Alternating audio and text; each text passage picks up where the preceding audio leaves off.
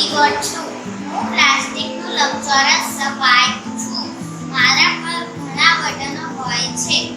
એ બટનોને કી કહે છે.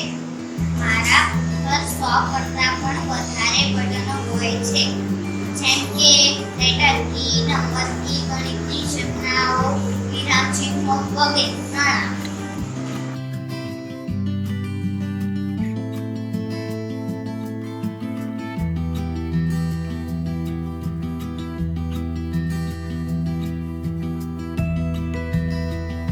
મોનિટર છું.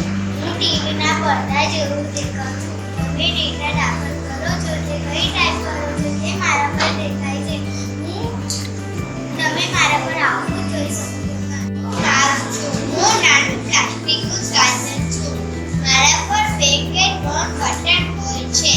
સ્ક્રીન પર ચોક્કસ જગ્યાને નિર્દેશ કરવા માટે મારો ઉપયોગ થાય છે. મને પોઇન્ટિંગ ડિવાઇસ તરીકે પણ ઓળખાય છે.